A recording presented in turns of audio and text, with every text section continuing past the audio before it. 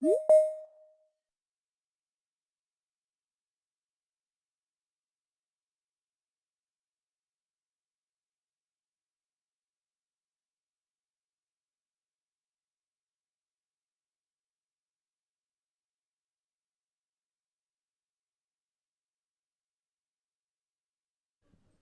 6 o'clock, so I guess we'll wait one more minute or so and then we'll get started. So I thank everybody for coming out. If you've not already signed in, if you don't mind signing in on the sign out sheet after the presentation, that would be fantastic.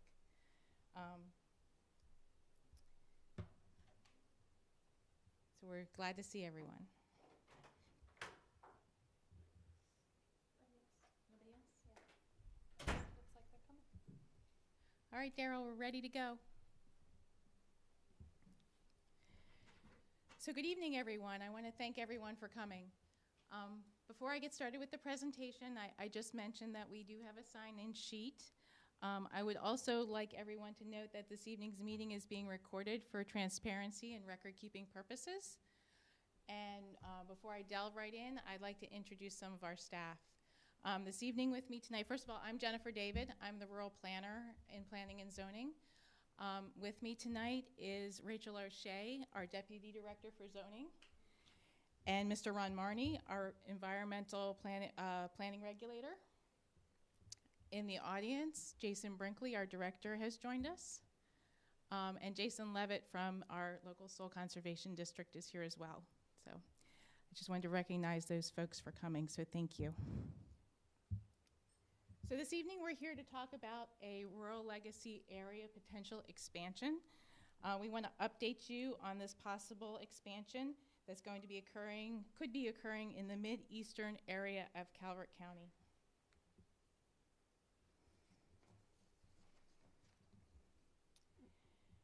So Maryland's Rural Legacy Program is one of several land preservation programs available in Calvert County.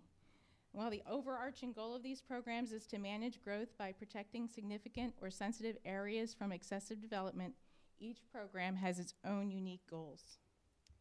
In the case of Rural Legacy seeks to permanently preserve large contiguous tracts of land for natural resource, agricultural, forestry, and environmental protection. As you can see, rural legacy areas exist in every county of the state, and they cover almost 1.3 million acres. They designate areas within which landowners may voluntarily sell their conservation easements to the state. This map is from 2024. So this is a map of all the rural legacy areas that are currently around the state as of that date. You'll also see some other organizations listed there, such as the Maryland Department of Agriculture, Southern Maryland Resource Conservation and Development, the local Soil Conservation District, the Maryland Department of Planning, and the Maryland Department of Natural Resources. All these agencies work together in partnership to help implement this program, as well as many of the other conservation easement programs that we have. Rural Legacy's goal is to preserve 80% of the land within a designated rural legacy area. Currently, statewide, just over 125,000 acres are preserved, slightly 10% of their goal. But here in Calvert, we're very fortunate. We have a partner with the Southern Maryland Resource Conservation and Development Incorporated, which assists the county with the administration of the program. They're an independent 501c3 nonprofit serving Anne Arundel, Calvert, Charles, and Prince George's and St. Mary's counties, And they are focused on helping local communities address their natural resource concerns and quality of life issues. Acting in their capacity as a local land trust, RC&D manages the day-to-day implementation of the program for us, so a big thank you to them for their partnership and the hard work that they do on our behalf, the behalf of our applicants, and the citizens of Calvert County. So this map is a map of our existing rural legacy areas. There are two areas in the county. One is called the North Calvert Rural Legacy Area, and the other is called the Calvert Creeks Rural Legacy Area. The North Calvert is highlighted in hot pink and is located at the top of the county on the western side along the Patuxent River. The Calvert Creek's rural legacy area is located in the southern, mid, and southern portion sections of the county. So the North Calvert RLA contains 1,333 parcels and covers an area of 10,912 acres. The Calvert Creek's rural legacy area contains 4,748 parcels and contains 37,497 acres. Now the total within those areas contains a preserved acreage of 25,132 acres. This is not preserved acreage outside of those designated rural legacy areas. This is the preserved acreage within those rural legacy areas.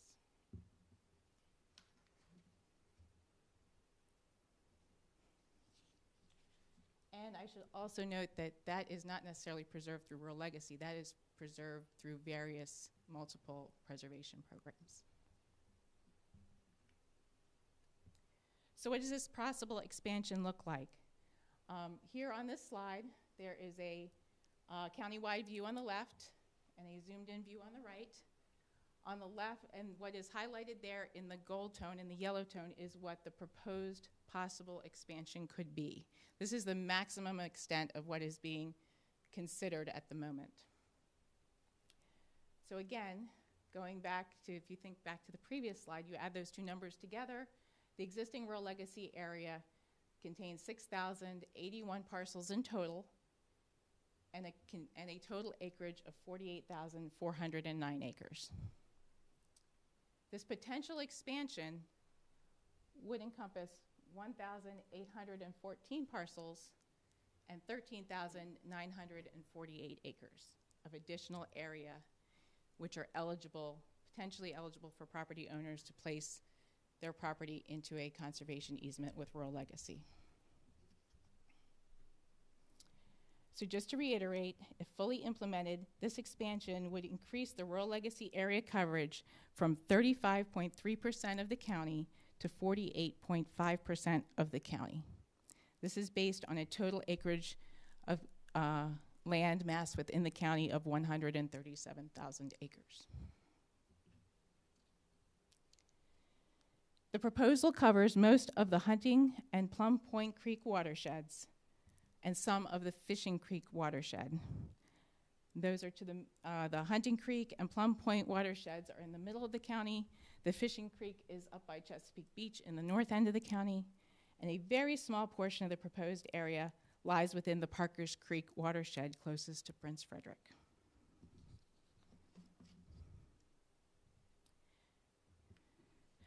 So what are some of the considerations for the county when we're talking about a rural legacy expansion? So there's multiple considerations. First is that it improves land preservation options for landowners and the county. It also supports our comprehensive plan's goal to permanently preserve 40,000 acres of prime forest and farmland. Put simply, it enables more properties to apply for rural legacy funding. The program also facilitates wildlife corridors throughout the county from north to south. Another thing to consider about a rural legacy area is that rural legacy area and a rural legacy easement is that it is permanent. There's no option for buying out of the program. The other thing to consider is that it could affect property values.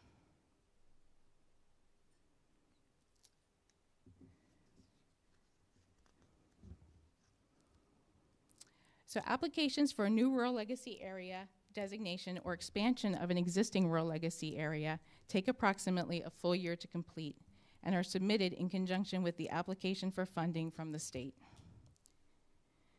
Working with RC&D, the county would apply to the Rural Legacy Program in February, and if successful, it would be approved in the next January.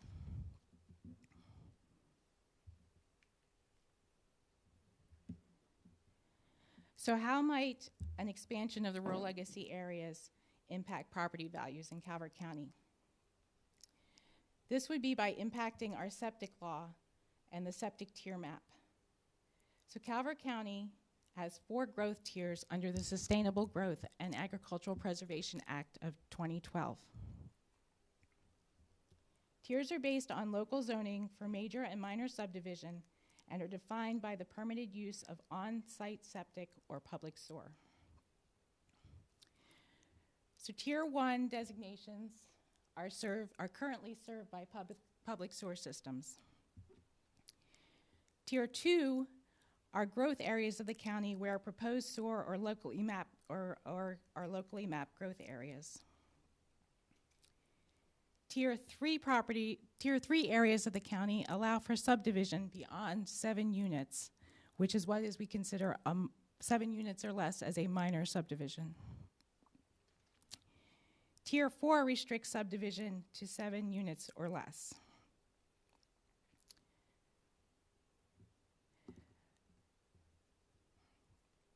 So, in this case, properties that are Tier 3 that are located within the proposed rural legacy expansions may be required to convert from Tier 3 to Tier 4 if the rural legacy area designation is approved.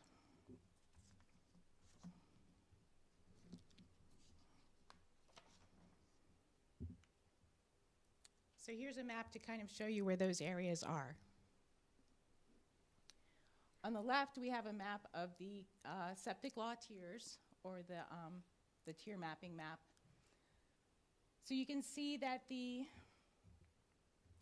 Tier 3 areas are highlighted in the turquoise area, while the Tier 1 and 2 are the darker blue areas, and the Tier 4 is the lightest blue color on the map. Hopefully you can see it. It's a little faint, but you should be able to see the outline of the proposed area, of the proposed rural legacy area superimposed upon that tier map. And you can see that there is a large area of Tier 3 properties in between the northernmost proposed area and the southernmost proposed area that would fall into that Tier 3 category. If we do pursue and get approved this expansion, it's a possibility that those Tier 3 properties would have to be converted to Tier 4. Should also note that an application for rural legacy, if you are located within a 1-mile radius of a municipality, that municipality will have the option to have a review conducted within 45 days of the application. On the right, we have an image, a map of the proposed rural legacy area that also includes current properties that are currently preserved through various programs. And you can see the different programs there at the bottom.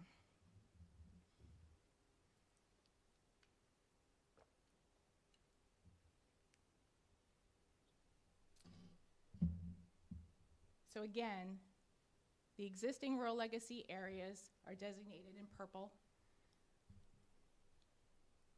The dark purple are existing rural legacy easements. The dark green are state mouth easements, and the light green is the agricultural preservation, is the local county agricultural preservation district.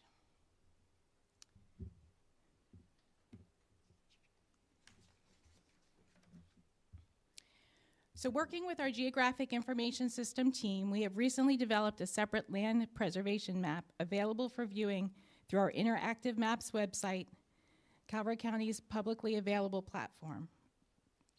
In addition to being housed on the Interactive Maps site, the map is also accessible from our main land preservation webpage. This QR code has been developed and will take you directly to the map.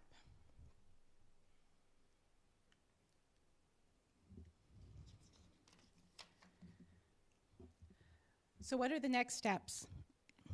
The next steps in pursuing a rural legacy expansion is to determine whether or not Tier 3 properties will need to change to Tier 4.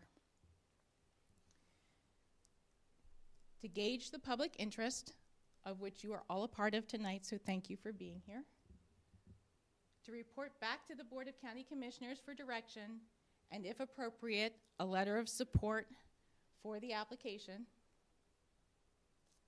Also, if appropriate, we will work with the Southern Maryland Rural Resource Conservation and Development Board for the expansion to complete the expansion application.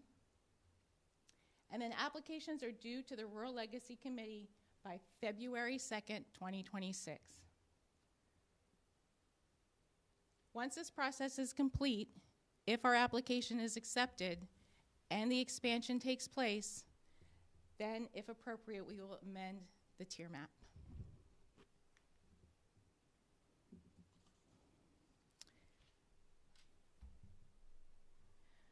So, given the limited timeline, it's unlikely that we will see a significant expansion this year of the rural legacy areas. But we wanted to invite everyone this evening and let the public know that the expansion options that we were exploring. Finally, we want to remind the citizens of other preservation programs that are available to them. If the rural legacy expansion does not take place, and you're not in a rural legacy area, there are other options. Or if rural legacy just may not be the best fit for you, we wanted to make sure that the public was aware of the options available. Many folks already are aware of the Calvert County's Transferable Development Rights Program, which utilizes TDRs to facilitate the preservation of properties in the area. We also have several federal and state programs available through our partners.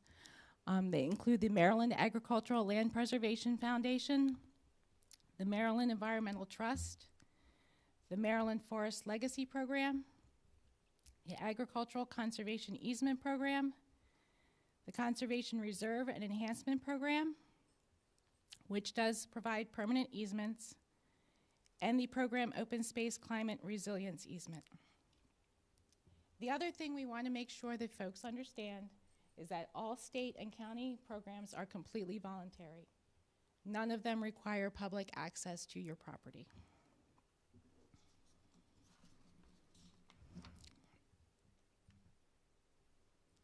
So where can you find more information about these programs? Of course, all the individual agencies and offices that deal directly with the programs have their own information, but we also have information available on our own website. To find out more information, links to these programs can be found on the website. From the main land preservation page, you can click on state and federal land preservation programs, and then click on the specific program that you are interested in, or for the local county TDR program, click on County Agricultural Land Preservation Program. So this is a screenshot of our main land preservation website, of the state and federal land preservation program portion of that website. And in the banner to the left, you can click on those links, and that will you can click on those two different options, and the links are there.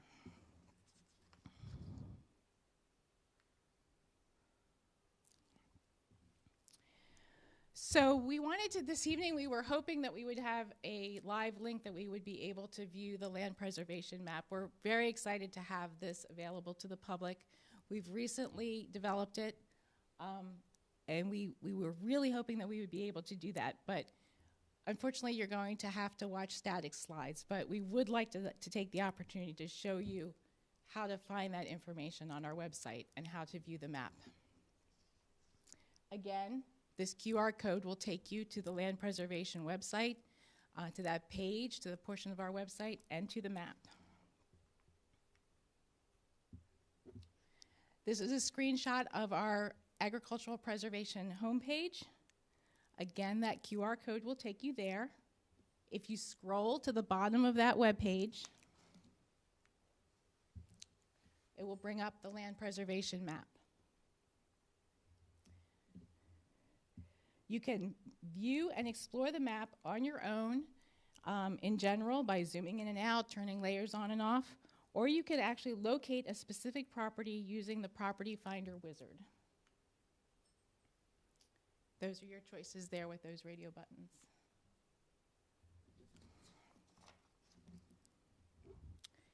The Property Finder wizard will allow you to find a property by 4 different methods. You can search by address, you can search by tax account ID number, you can search by map and parcel number, and you can also search by deed reference.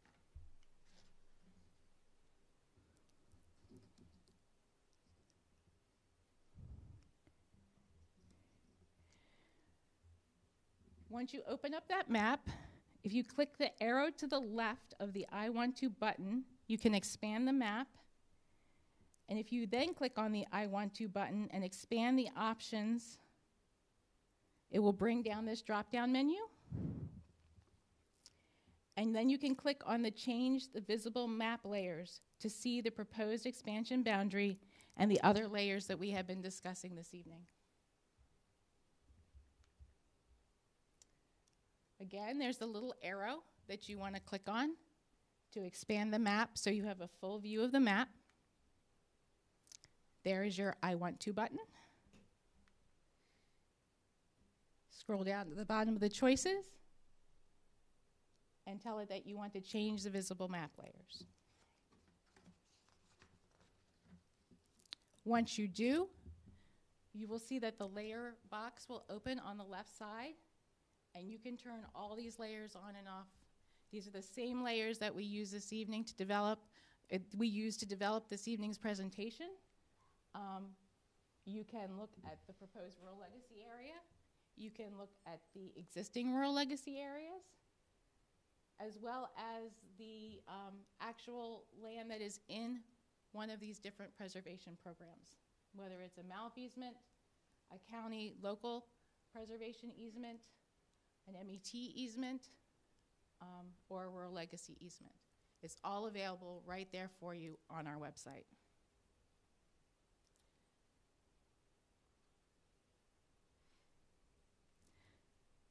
You can turn the layers on and off. You can zoom in and out. You can locate your property. And there's a slide bar on the right-hand side where, for those that layers that are filled in, where you can change the visibility of that layer and see what's underneath.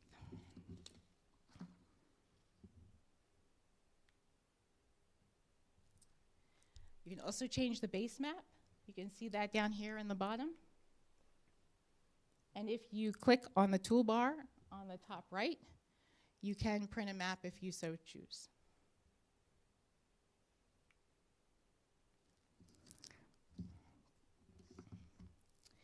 So at this time, I'll take any questions that anyone has.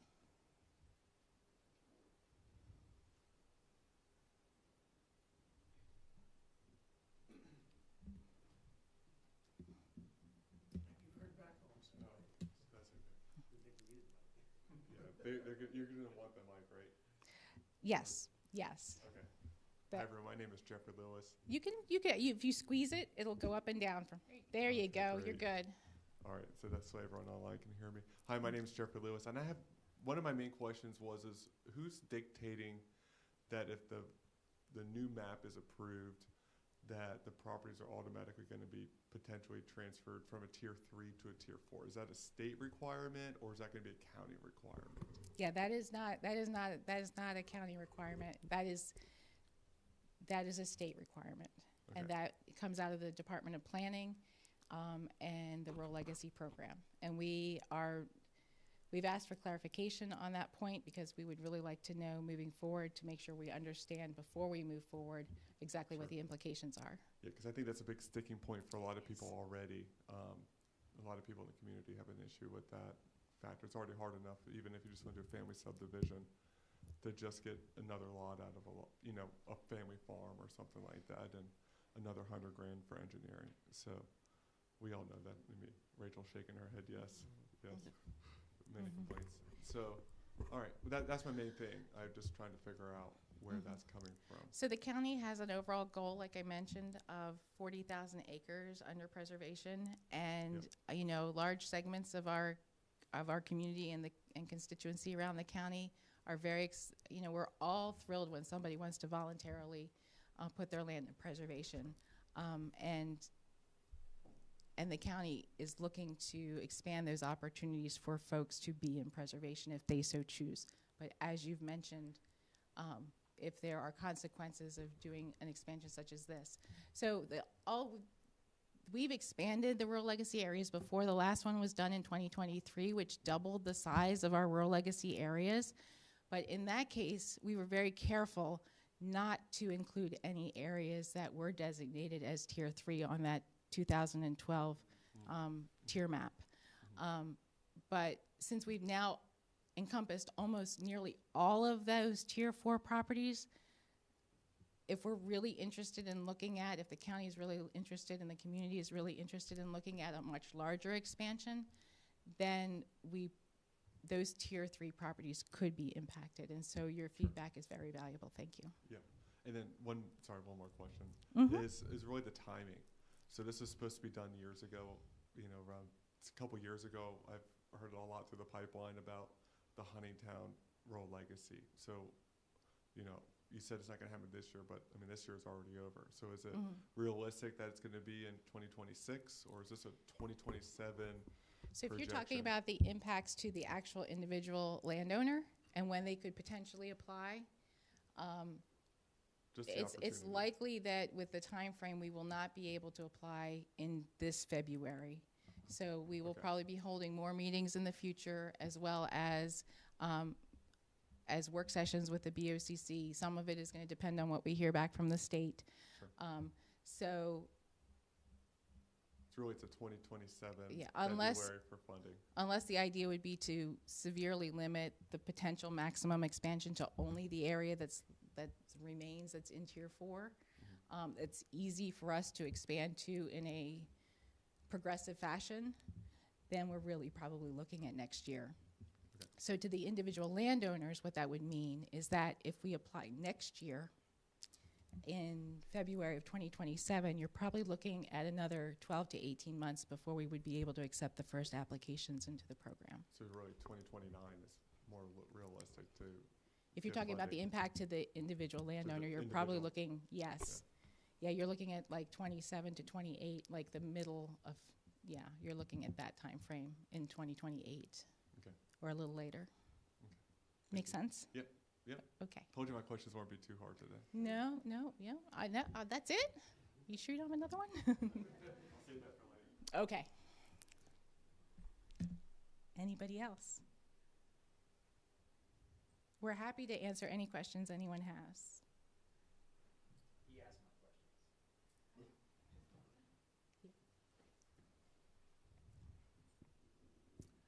My question is, do you know why the state hasn't gotten back to you yet about the tier change?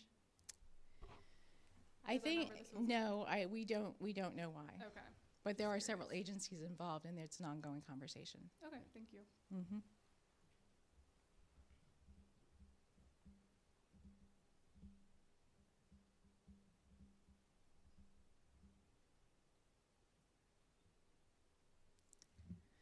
Okay. Well, if there are no more questions, that concludes our presentation. We're all here to help you with anything that you might need. We do have some materials up front. We do have a frequently asked, RC&D has been kind enough to provide us with a frequently asked questions sheet. There is a stack of them there if you would like to take one.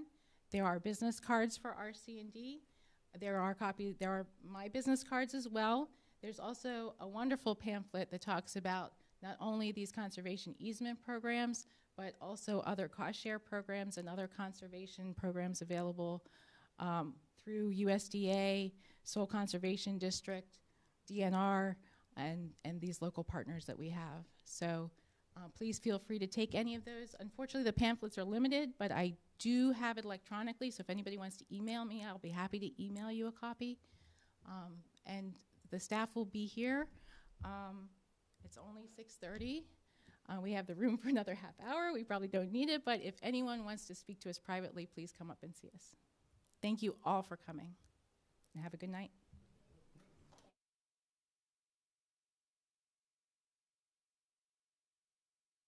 If anyone wants to speak to us privately, please come up and see us. Thank you all for coming, and have a good night.